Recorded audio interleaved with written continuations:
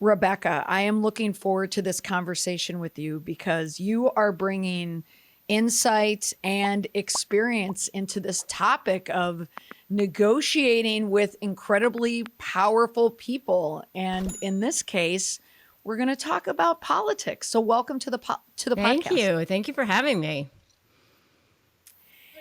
All right. So we were originally, I have to admit here, full disclosure, you had a video talking about the television program Succession, and you had a video about how to negotiate with someone like a Logan Roy. And of course, as a viewer, as many people are, I was so intrigued by that. But then in the run up to this podcast, we had the conflict in Ukraine and what is happening right now. And the story, outside of just the sheer horror and terrorism that's happening in Ukraine, is the story of two leaders with two different perspectives on how to lead and the consequence of both. And you have a take on it. So let's talk today about what's happening in Ukraine. Yeah.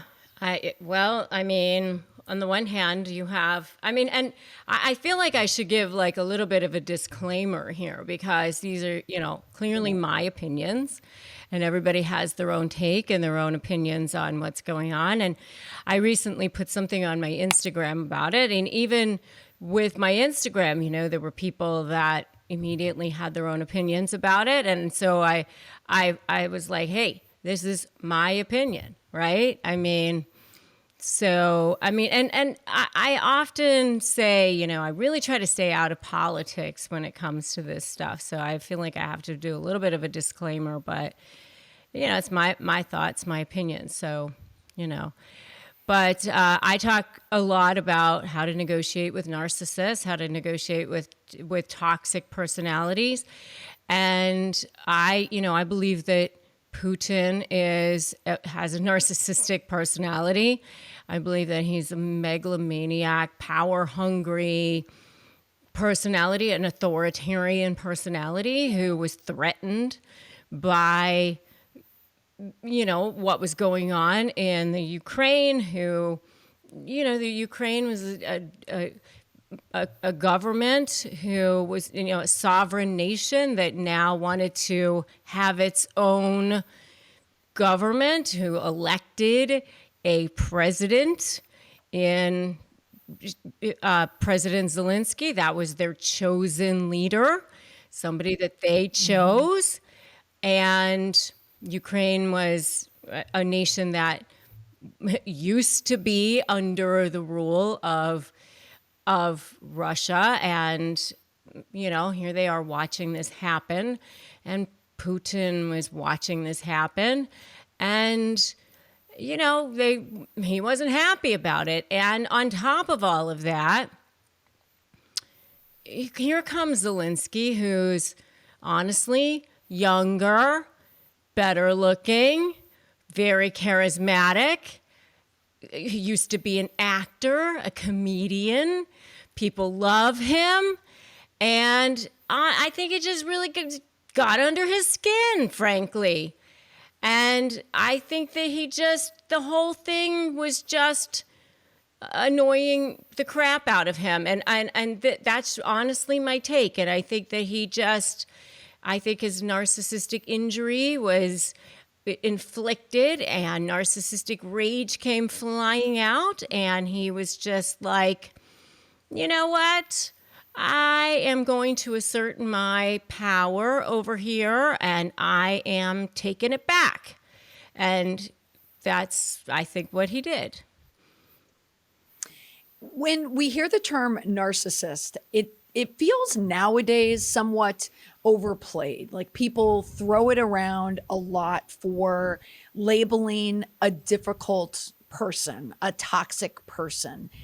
If you could sum up in a bite-sized summary, what is a definition, like truly a definition of a narcissistic person? Yeah, I again, I often say I'm not a psychologist, but I certainly can do a lot of study and a lot of reading, and I can, I've certainly interviewed enough people, and so my understanding is that it is a spectrum, and obviously, it is a legitimate personality disorder, but people can have narcissistic traits, narcissistic tendencies, but a true narcissist really has no inner sense of value. They don't feel any sense of value inside. And because of that, it manifests itself in a person who has no sense of care, empathy, or feeling for anybody else. And they also have to get all of their sense of value from external sources. They try to make up for it by, what they call narcissistic supply, which is, sometimes I say good things, quote unquote, which is, prestige, adulation, compliments, big houses, big jobs, becoming president of countries, for example, trying to exert control over people, that sort of thing. The other way that they get supply is what I call the dark underbelly of supply, which is, treating people badly, degrading people, debasing people, that sort of thing as well. So they can get supply from boosting their ego one way, or the awful way of treating people badly. So there's that. They have an extreme sense of entitlement.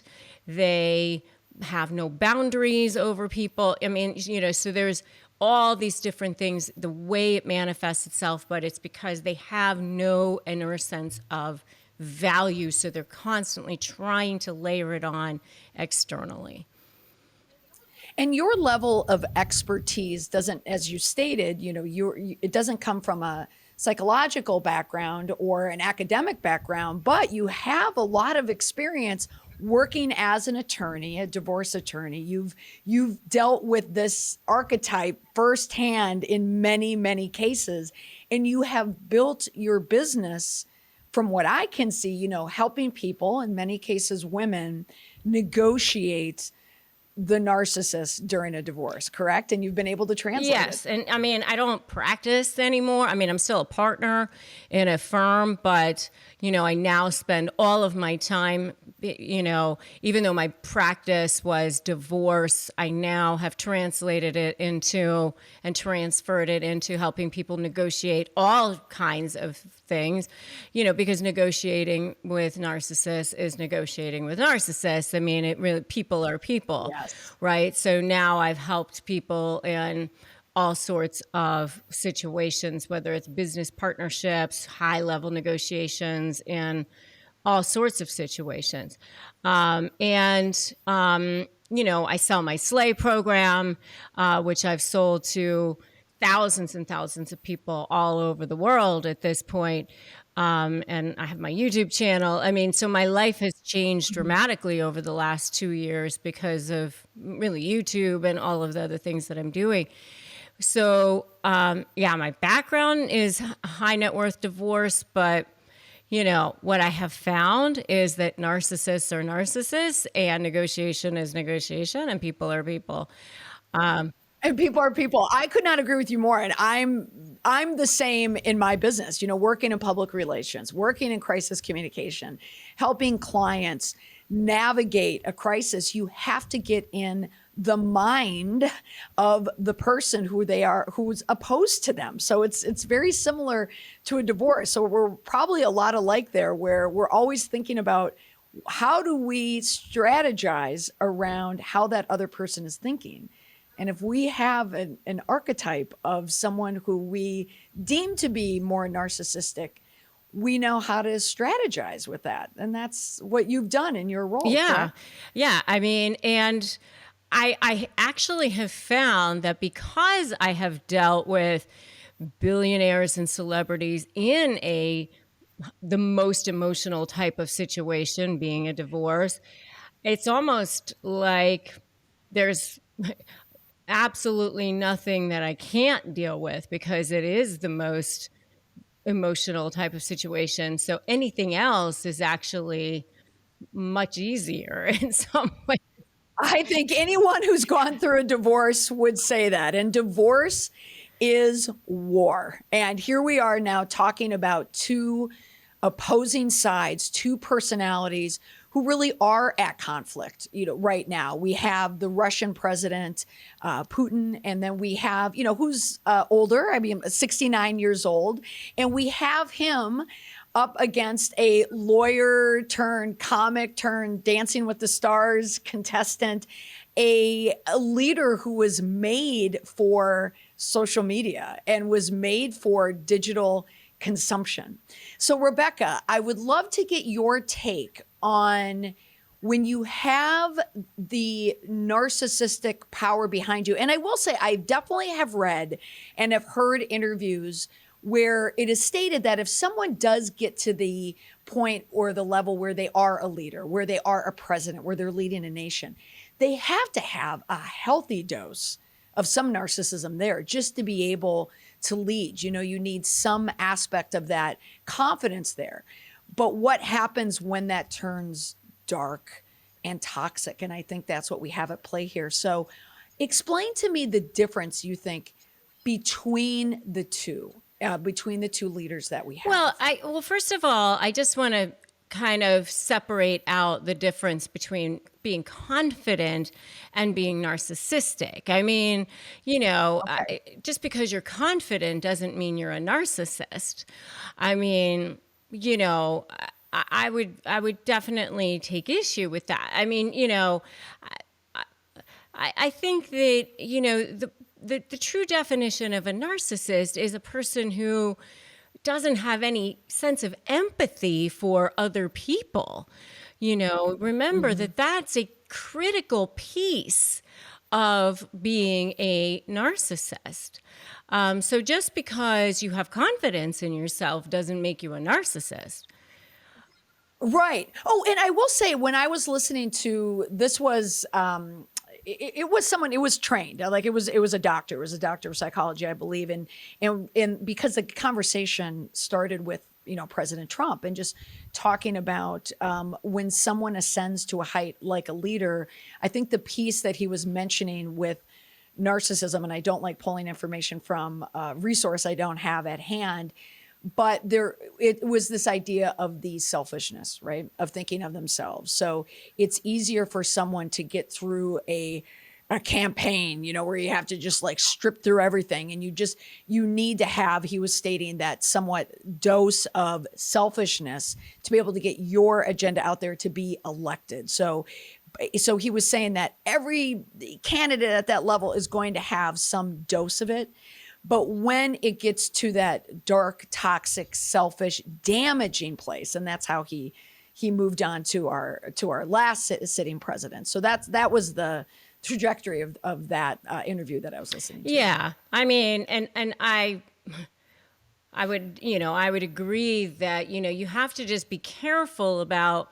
And especially as women, I want to make sure that, because women especially, I think it's difficult for us to sit here and say, hey, I am good at this, or I did a great job at this, because, we tend to not want to put ourselves out there and say good things about ourselves because we don't want to come off as sounding conceited, or we don't want to come off as sounding like a bitch or whatever, And so I want to make sure that as women, we don't, we're careful about that, because, I don't want to sound like a narcissist or whatever, because, it's critical that we understand that the narcissist just doesn't have any sense of care or empathy for others. And that's the critical part of also being a narcissist, right? So, I mean, and the thing about narcissism, and this is one of the things I want to make sure that we say about Putin, is that, they get to a place where they do end up overplaying their hand. And that's what he ended up doing. And that's how this is becoming, what has happened with him is, he really thought he could end up doing whatever he wanted. And the world is seeing him for who he truly is. And now, there's all these sanctions against him, and the world is turning against him, and they're lining up for Zelensky and on the side of Ukraine, and kind of, and so it's not working out well for him. And I think he's probably panicking a whole lot more than he's letting on, which is, what happens when a narcissist becomes unglued and becomes exposed like that. I mean, and that's all part of my slay strategy, by the way, is that, like, that's the worst thing that could possibly happen to a narcissist, is exposure like that, making them look bad. And that's, the whole thing when you're negotiating with them, that is the absolute worst thing for them, more than anything else, is they don't want to look bad. And that piece of it is, I think, is the linchpin in how to get in the mind of someone who you've said here now in this Instagram post, and I'll include a link in the show notes. You said, my opinion is that Putin is a narcissistic megalomaniac who decided to invade Ukraine because he was threatened that it no longer gets to own this nation now and have its independence. He is threatened that they want to have a democratically elected government and elect President Zelensky as their president. So, Rebecca, it's really the threat and the exposure of weakness that causes them to tumble. 100%. 100%. And that is what is always going to be the key to strategizing with somebody who's narcissistic. And I often say, a lot of times when people are negotiating with somebody who is narcissistic, oftentimes people mistakenly think, oh, they just want to win. And so they think, what is it that they want? I'll just give it to them and then I'll be done. I can just walk away. And then they think, I gave them what they want. How come I'm not done? How come I can't be done with this thing? And the reason why is because they enjoy the process of watching you squirm. They love that. And so you have to think about what is also going to potentially expose them, what is going to potentially, what is going to be something that's going to be worth getting them to let go of that supply that they get from watching you squirm, because otherwise they're not going to let you go. You think that they just want to win, but that is not true. That is a myth. And that is why regular negotiation tactics or strategy do not work with narcissists.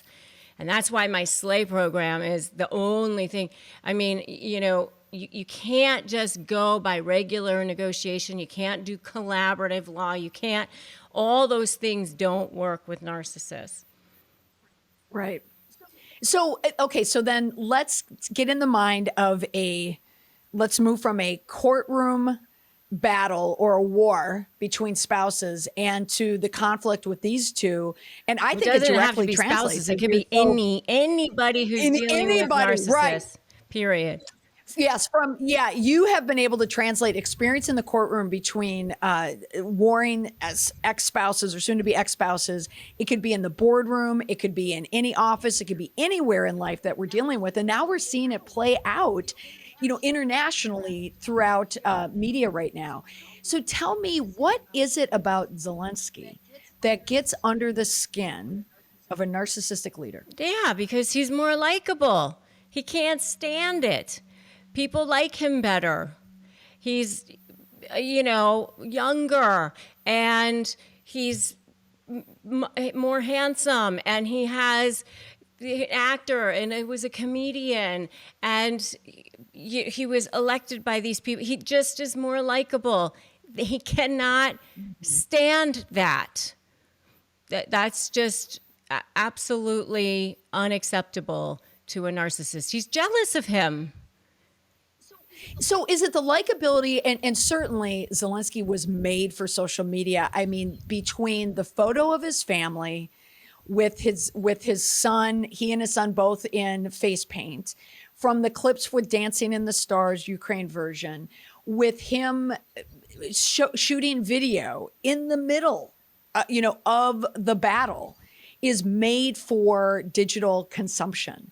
So what is it though that, if we want to translate this into someone else, like just a person trying to negotiate with a difficult leader, what is it? Is it the likability that's making them win, or do they feel jealous, or is it more that they feel weak, or they feel exposed, or they feel like they don't measure up, or is it both? It's all of that. I mean, it would just be the same thing as, like the prom queen who somebody who's the queen of the high school, and some new, younger, prettier other girl comes along from another high school, and everybody likes her better, and they couldn't stand it. I mean, it's the same exact thing.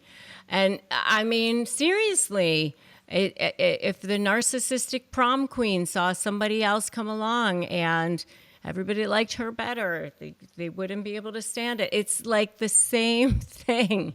He can't stand it.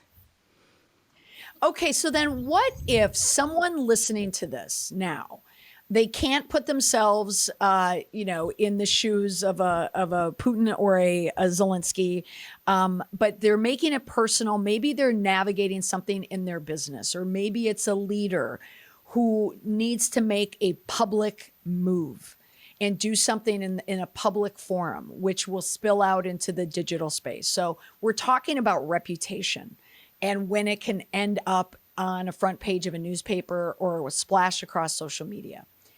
How does a person win the public battle when reputation is at stake? And we can take this, just from, what's happening right now in Ukraine. But how can they publicly win? Is there something that someone could do strategy-wise? We know why they lose, why one side lose, but how does the other side claim victory? I mean, honestly, I think that the best victory is by just being, the one that has the most respect for themselves, and, showing that they're the better person, and not getting into the mud with this other person, letting the world see that they're like the crazy one, letting them self-destruct, and self-destruction. Yeah. Mm-hmm. I mean, what he's doing now, and just, the fact that he just asked for some help from NATO and is like just not, and smiling through and maintaining his composure, and, not being triggered by him, and not fighting back, and not taking the bait. And the world is seeing that he's maintaining his cool. And you know what I mean? Yeah. And that's what he's doing. And that makes him look like the winner, honestly. Mm-hmm. Yeah, we'll certainly see. I mean, at the time of this recording, I mean, the fighting is heavy, and the loss in Ukraine is heart-wrenching, to watch, the video and the photographs. But watching it, for me, and the takeaway for me is the victor is the one who serves or fights for a value of good or democracy or helping people. Or it's so easy to see the white hat and the black hat. Exactly. In this case. I mean, when you have your sense of decorum, when you know who you are, when you stand in who you are, and you don't defend yourself. And that's something else that I tell people all the time. Don't defend yourself, because when you defend yourself, you're actually giving the other person some level of, saying that there is actually an issue. You can, state your facts or whatever, but you don't need to defend yourself, because you're actually saying there's an issue when you do that. So, you can... You dismiss them. What's that? Well, it's the dismissal, Yeah. right? You're not taking the bait. You're not engaging. You're just dismissing that part of the conflict, and you're just focused, like in Zelensky. He's just focused on protecting Ukraine and the citizens of Ukraine, and that is so clear. And so anyone can take away from that if they're in the middle of a brutal negotiation or at war with someone. Right. Yeah. So, Rebecca, in every podcast, I always want to deliver that one leave behind tip. I call it the indestructible PR tip. It's the one thing that you want the listener to remember in this conversation about negotiating with. I want to say negotiating with a terrorist, right? But negotiating with an incredibly dark and dangerous, narcissistic type of a person. What is the one thing to remember when it comes to one of those public battles? It's a battle for the reputation, and you want to lay claim on victory for you. What is that one tip you could share? I would say that, well, I'm going to say a few things, if that's okay. I want people to know that narcissists are actually way more afraid of you than you are of them. And that's actually the not so secret, that if you actually come to them as a very, very, very confident version of yourself, and actually who you are, it actually is the person that they respect the most is the confident person, the person who really knows who they are. Because they actually go after people that they know that they can manipulate a little bit or a lot. And they kind of stay away from people that that really are very confident and know who they are. They're a little bit afraid of those people, to be honest with you. Okay. And by the way, and the other thing I really want to say to people is you and you alone define your value. You do. And 99% of any negotiation is won before you even walk into a room. It's all in your mind. It's all in your mindset. You have to decide. The deciding factor is really before you even walk into a room, in your mind. Okay, that is wonderful. Rebecca, how can people find out more about you? So I have a freebie for people. They can get my free ebook. It's a free Crush My Negotiation Prep Worksheet, which they can get. It's 15 pages at winmynegotiation.com. They can get that. I've had people win their entire negotiations just on that. So winmynegotiation.com. And then also definitely subscribe to my YouTube channel. I upload brand new videos every single day, which if they go to Negotiating with a Narcissist on YouTube and just type that in, I'm the only lawyer on the planet. They'll find you. Yeah, I'm the only lawyer on the planet that's teaching people about that. So they will definitely find me. But Rebecca Zung, you just type in that in YouTube, you will find me. And also follow me on Instagram for sure. Yeah, or my website, RebeccaZung.com. Tons of stuff there. Rebecca, thank you so much for having this conversation with me, this very timely conversation. I think a lot of people can pull away some very, very strategic and helpful advice. Thank you. Thank you for having me.